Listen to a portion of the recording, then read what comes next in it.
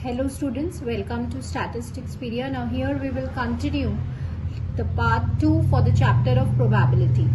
So part 1 में हमने सारे basic questions and definitions discuss किए थे. part 2 में हम Bayes rule के concept and कुछ conditional probabilities पर based जो questions है वो discuss करेंगे. So let's start with this. Question देखिए यहाँ पर क्या है. Let E and F be the two events जहाँ पे आपको प्रोबेबिलिटीज गिवन है ई एंड एफ की. ई इंटरसेक्शन एफ कॉम्प्लीमेंट आपके प्रोबेबिलिटी गिवन है और आपको यहाँ पर ये निकालना है. तो सबसे पहले आप यहाँ पे कंडीशनल प्रोबेबिलिटी की डेफिनेशन लगा देंगे. So once you will apply this definition of conditional probability तो वो क्या हो जाता है students, F intersection, A intersection भी होता है अपॉन दिस, राइट. तो ये हमने यहाँ पे डेफिनेशन लगा दी. अब यहाँ पे हम डिस्ट्रीब्यूटिव लॉ लगाएंगे तो ये हो जाएगा आपका F intersection A union F intersection F complement divided by P of. अब इस पे यहाँ पर आप एडिशन रूल लगा देंगे बिकॉज यहाँ पे यूनियन है, दैट्स वाई. लाइकवाइज ये 5 होता है तो यहाँ पर आपके पास आता है P of E intersection F upon this the same denominator. Question में आपको ये वाली प्रोबेबिलिटी गिवन है और ये वाली प्रोबेबिलिटी गिवन है. ये वाली प्रोबेबिलिटी आपको गिवन नहीं है. इवन F ऑफ बार की प्रोबेबिलिटी भी आपको गिवन नहीं है. तो F ऑफ बार तो आप कैसे निकालोगे, कॉम्प्लीमेंट्री लॉ से. F बार क्या हो जाएगा 1 माइनस पी एफ, तो वो हो जाएगा आपका 0.6, राइट. ये अब with the help of this अब आपको किसकी प्रोबेबिलिटी निकालनी है, ई इंटरसेक्शन एफ की निकालनी है. सो यहाँ पे एक बार हम वेन डायग्राम बना लेते हैं सो दैट आपको ये क्लियर हो जाएगा. ये आपका ई सेट है, ये आपका एफ सेट है, ये जो है ये आपका ई इंटरसेक्शन एफ है. अब इस पार्ट में ये होगा ई intersection F bar, this one. तो यहाँ पे आप देख रहे हैं कि जो सेट ई है वो किस किस से बना है, ई इंटरसेक्शन एफ बार से बना है इस पार्ट से, और ई इंटरसेक्शन एफ से बना है. तो क्वेश्चन में इसकी प्रोबेबिलिटी आपको गिवन है as 0.7, E intersection F bar की 0.4. तो यहाँ से आपको इसकी प्रोबेबिलिटी मिल गई है 0.3. So now all the values are known to us. तो सिंपली हम यहाँ पे सब्सटीट्यूट करेंगे तो न्यूमरेटर तो 0.3 हो जाएगा आपका, डिनोमिनेटर में इसको आपको ऐड करना है. तो ये आपका क्वेश्चन में 0.7 था, ये 0.6 था और ये आपको 0.4 दिया हुआ है. तो this will come out to be this and the answer for this question will be 1/3. So हाँ स्टूडेंट्स, आप देख रहे हैं इस क्वेश्चन में मल्टीपल कॉन्सेप्ट्स हमने यूज करे हैं. जैसे कि यहाँ पर आप देख रहे हैं डिस्ट्रीब्यूटिव लॉ आ गया, राइट. फिर कैसे हमने यहाँ पर ई इंटरसेक्शन एफ की वैल्यूज को इवेल्युएट करा है, तो यहाँ पे एक थ्योरम को और यूज करके आपने इस वैल्यूज को निकाला है और कंडीशनल प्रोबेबिलिटी की डेफिनेशन को हमने यूज किया है. So answer for this question will be 1/3.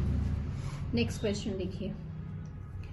Events S and T are independent. तो दोनों इवेंट्स का नेचर इंडिपेंडेंट दिया हुआ है. एस की प्रोबेबिलिटी जो होगी वो टी की प्रोबेबिलिटी से छोटी होगी. एस इंटरसेक्शन टी आपको ये गिवन है और ये कंडीशन दिया हुआ है. You have to find the value for P S. Now this is all the conceptual question. अगर इंडिपेंडेंट इवेंट्स को आपने बहुत अच्छे से पढ़ा है, उसके कॉन्सेप्ट्स पढ़े हैं, तो क्विकली आप इस क्वेश्चन को जो है वो सॉल्व कर पाएंगे. सो यहाँ पे स्टूडेंट्स हम एक बार रिवाइज कर लेते हैं कि जब भी इवेंट्स इंडिपेंडेंट होते हैं तो ध्यान रखिएगा कि ये जो कंडीशनल प्रोबेबिलिटीज होती हैं this will be equals to P A and B given A will be equals to P B. ये वाली कंडीशन कब होल्ड करती है, जब इवेंट्स का नेचर कैसा होता है, इंडिपेंडेंट होता है. इट्स बिकॉज आपको क्वेश्चन में ये कंडीशन दिया हुआ है और इवेंट्स आपके इंडिपेंडेंट नेचर के हैं जैसे यहाँ दिया हुआ है. सो हम यहाँ पे इसी कॉन्सेप्ट को यूज कर लेंगे. तो ये इक्वेशन बन गई आपकी P S plus P T is equal to 1. इस इक्वेशन को अभी हम यूज करेंगे. सेकेंड कंडीशन आपको क्या दिया हुआ है, P of S intersection P की वैल्यू दिया हुआ है, दैट इज 6/25। तो इसको आपने P लेट कर लिया, राइट। तो पी टी की वैल्यू क्या हो जाएगी आपके पास 1 माइनस पी। आप यहाँ पे क्योंकि आपके इवेंट्स का नेचर इंडिपेंडेंट है तो यहाँ पे आप मल्टीप्लिकेशन रूल को अप्लाई कर सकते हैं। तो ये हो जाएगा आपके पास ऐसा, that is equal to 6।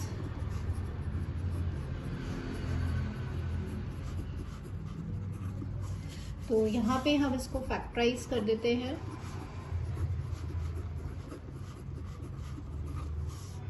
Five P common ले रहे हैं,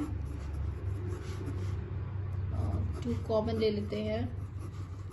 तो p की वैल्यू आ रही है आपकी 2/5। कैसे? क्योंकि 2 फैक्टर्स बन गए। अब यहाँ पे ये आपको सॉल्व करने की जरूरत नहीं है, ऑब्जेक्टिव में हम क्विकली डायरेक्टली यहाँ से कंक्लूड कर देते हैं। एक आंसर ये आ रहा है और एक आंसर ये आ रहा है। अगर p आपका 2/5 है तो q की वैल्यू हो जाएगी 3/5, मतलब ये हो गया 0.4 और ये हो गया आपका 0.6। अगर आपका इसका ये है तो q की वैल्यू हो जाएगी 2/5, मतलब ये होता है 0.6 और ये होता है 0.4। अब इनमें से आपको कौन सा आंसर चूज करना है? तो देखिएगा, आपको एक कंडीशन दिया हुआ है कि PS को छोटा होना है PT से। तो यहाँ पर देखिए PS छोटा किस में है? इस वाले केस में ये 0.4 है और ये 0.6 है। तो यहाँ पे PS को छोटा होना है PT से, इसीलिए हम ये वाला आंसर कंसिडर करेंगे। तो यहाँ पे जो P की वैल्यू है वो गई आपकी 2/5। So this is a very very good question, क्योंकि इसमें बहुत सारे कॉन्सेप्ट्स को यूज किया गया है और फिर हमने इसको इवेल्युएट किया है। नेक्स्ट क्वेश्चन देखिए, for the single hypothesis H आपको गिवन डेटा, या डेटा आपको गिवन है, बेस रूल इज दिस। तो ये आप देख रहे हैं यहाँ पे सिंपली फॉर्मूला जो है ये बेस रूल का है। आपसे पूछ लेते हैं कि ये जो PD है इसको क्या बोलते हैं। तो ये टर्म्स आपको बहुत ज्यादा पता होनी चाहिए, कई बार क्वेश्चंस में आ जाती है। सो स्टूडेंट्स, पोस्टीरियर प्रोबेबिलिटी ये होती है आपकी, this is your posterior probability H given T, जिसकी वैल्यू आप निकालते हैं। PH जो होती है वो होती है आपकी प्रायर प्रोबेबिलिटी, ठीक है। PH क्या होता है? Prior probability. D given H आपकी होती है लाइक्लीहुड, ठीक है, और ये आपका होता है मार्जिनल लाइक्लीहुड। तो ये टर्म्स पे भी क्वेश्चन आ जाता है, ये आया हुआ क्वेश्चन है आपके किसी एग्जाम में। सो हियर ऑलवेज रिमेंबर, ये पोस्टीरियर मतलब बाद वाली प्रोबेबिलिटीज जिससे आप कैलकुलेट करते हैं, ये प्रोबेबिलिटीज जिसकी इंफॉर्मेशन क्वेश्चन में आपको गिवन होती है प्रायर प्रोबेबिलिटी, इसे हम लाइक्लीहुड कहते हैं, जो प्रोबेबिलिटी या चांस हम निकालते हैं, और ये आपका मार्जिनल प्रोबेबिलिटी होता है। तो क्वेश्चन में PD पूछा गया है, so answer for this question will B marginal likelihood. Next question देखिए, 10 cards are numbered from 1 to 10 are placed in a box, mixed up thoroughly, and then 1 card is drawn randomly. 10 card है, 10 card में से एक card आपको randomly pick करना है। If it is known, known मतलब ये हमें पता है, that the number on the card drawn is more than 3, ये हमें पहले से ही पता है कि जो भी आप नंबर पिक करेंगे वो उस कार्ड का नंबर 3 से ज्यादा आएगा। Then the probability that it is an even number. So students, यहाँ पर जैसे ही अगर आपको किसी एक, जैसे यहाँ पर 2 इवेंट्स हैं, तो स्टूडेंट्स यहाँ पे हमने 2 इवेंट्स ले लिए, एक ले लिया मोर देन 3 और एक ले लिया इवन नंबर। जैसे ही आपको किसी प्रोबेबिलिटी के बारे में पता है, जैसे यहाँ पे इसके बारे में आपको पता है, क्वेश्चन में बोला जा रहा है, और किसी और की प्रोबेबिलिटी निकालनी है, तो अल्टीमेटली यहाँ पे किसका कॉन्सेप्ट लग जाता है? कंडीशनल प्रोबेबिलिटी का। सो फॉर्मूला क्या होता है? A intersection B upon PA। तो ये प्रोबेबिलिटीज आपको पता होनी चाहिए। तो PA तो क्या हो जाएगा? फेवरेबल केसेस क्या हुआ है? 3 से ज्यादा नंबर, तो 1 2 3 4 5 6 7, तो PA क्या हो जाएगा आपका? 7/10। What about PB? PB क्या है? इन 10 में से इवन नंबर्स, तो 1 2 3 4 एंड 5/10 हो गया, ठीक है।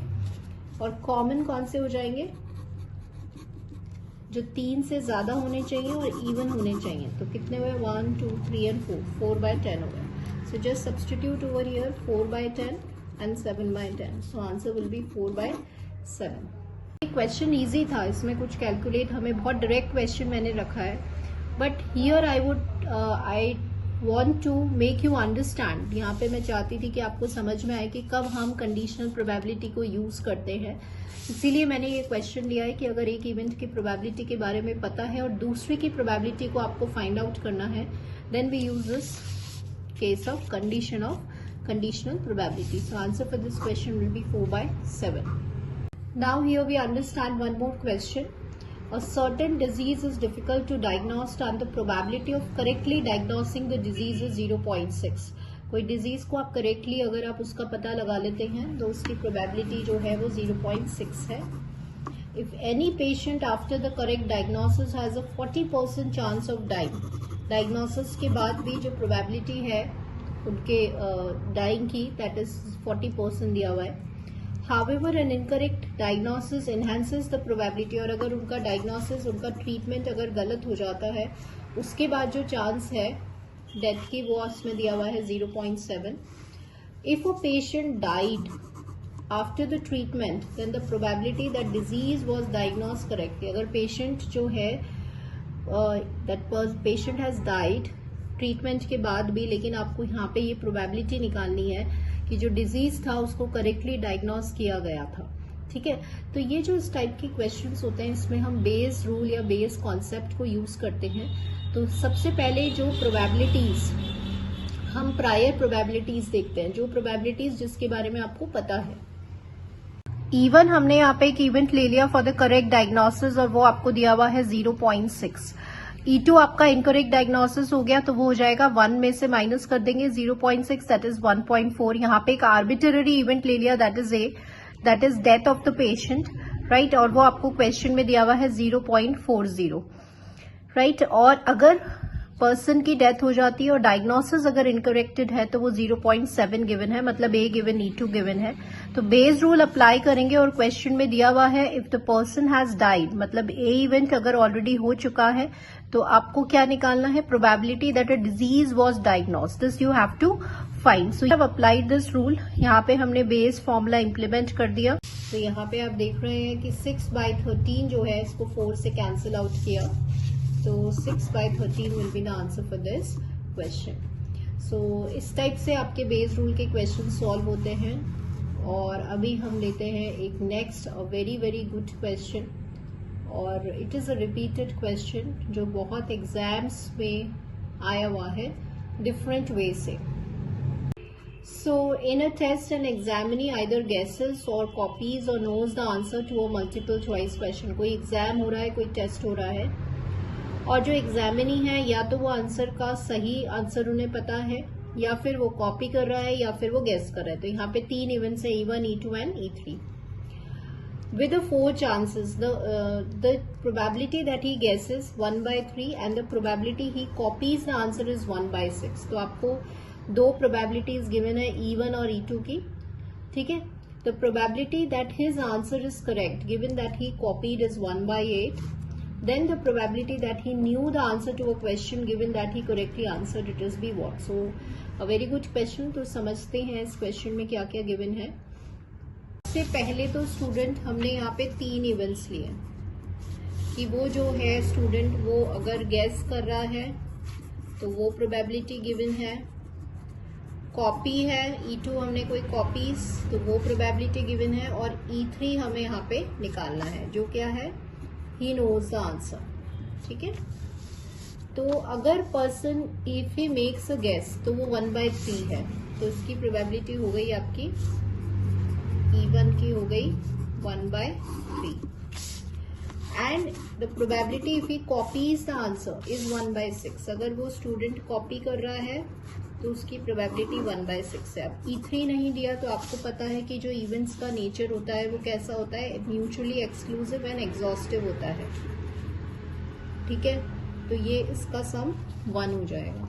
तो P ऑफ E3 क्या आएगा, 1 माइनस 1/3 प्लस 1/6। तो once you will solve this ये आ जाएगा आपका हाफ आ जाएगा, 1/2 विल बी द आंसर।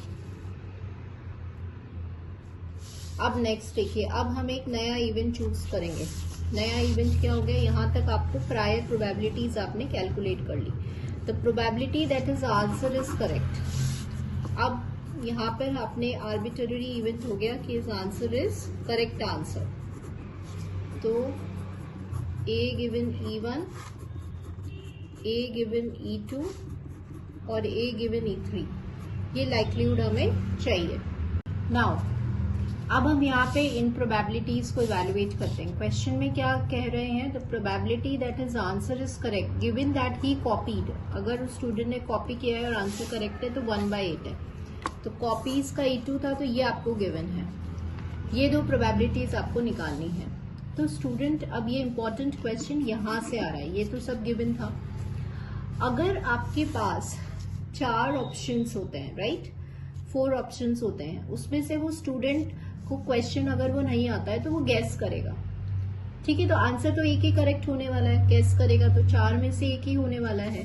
तो अगर वो आंसर सही निकला और अगर वो स्टूडेंट ने गैस किया था, तो ऑप्शंस तो 4 थे लेकिन उसने एक ही को टिक किया और एक ही आंसर उसका करेक्ट होगा, तो इसकी प्रोबेबिलिटी 1/4 है।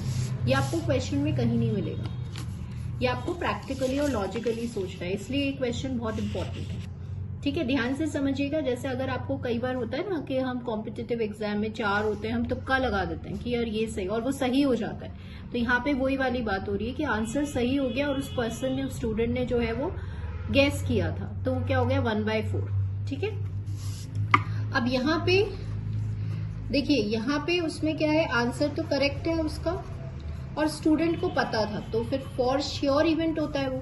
अगर यहाँ पे 4 ऑप्शन है और हमें पता है कि इसका आंसर ये है, तो ऑब्वियसली हम वही मार्क करके आएंगे, ठीक है। तो वो श्योर इवेंट हो गया, इसलिए इसकी प्रोबेबिलिटी 1 हो गई। तो ये इसीलिए ये क्वेश्चन जो है वो यहाँ से इम्पॉर्टेंट बना है।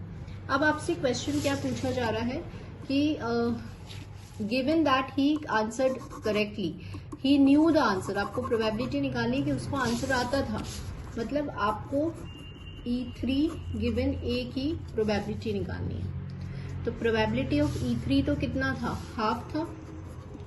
A गिवन E3 1 था, तो इसको वापस लिख दो यहाँ पे, ठीक है। प्रोबेबिलिटी ऑफ E1 क्या है 1/3 और A गिवन E1 क्या है 1/4, तो इन दोनों को मल्टीप्लाई कर दो, तो 1/12 के टाइम को सेव करने के लिए।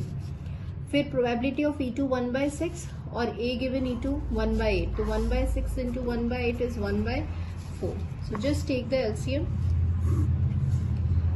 This is 1/2, 48 अगर हम LCM लेते हैं तो 4 + 1 + 24 आ गया।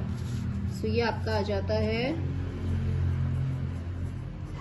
29, 14/29, सॉरी ये यहाँ पे ना 48 था, तो ये 24 आ जाएगा। 2 2s are 4, 2 4s are 24/29 will be the answer to this question, 24/29।